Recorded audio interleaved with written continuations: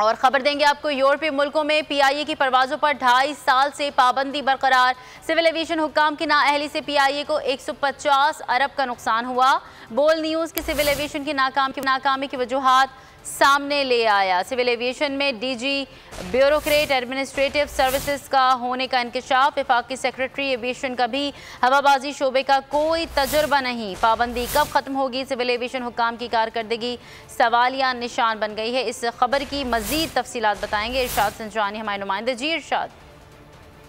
बिल्कुल, ये अहम खबर है और के पीआईए पर जो है 2020 जुलाई 2020 से पाबंदी आए थे। इसके हवाले से मैंने तहकीकात की कि पाबंदी की वजह क्या है। तो सबसे अहम जो है वजूहात जो है बोल न्यूज़ सामने लाया है कि 150 अरब रुपए पीआईए को अब तक नुकसान हो चुका है। इसकी वजह यह कि सिविल एविएशन अथॉरिटी में जो मौजूदा जो डीजी है वो टेक्नोक्रेट नहीं है। खाकान मुर्जा जो है ब्यूरोक्रेट है और एडमिनिस्ट्रेटिव सर्विसेज ऑफ पाकिस्तान के जो वो मुलाजिम हैं।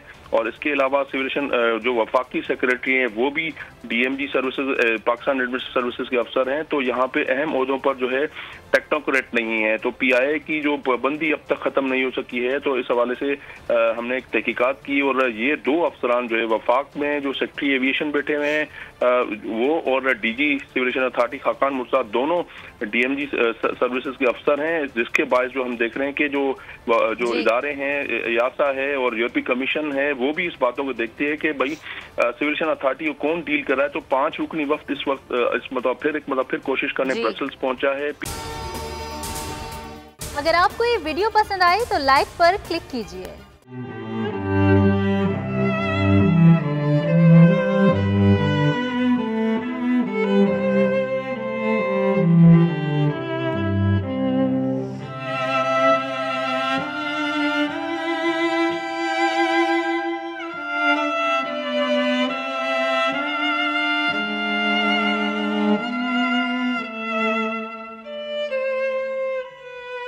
सबसे ज्यादा व्यूज, सबसे ज्यादा रील्स और सबसे ज्यादा रेटिंग के साथ बोल अब भी नंबर 1 पोजीशन पर बरकरार।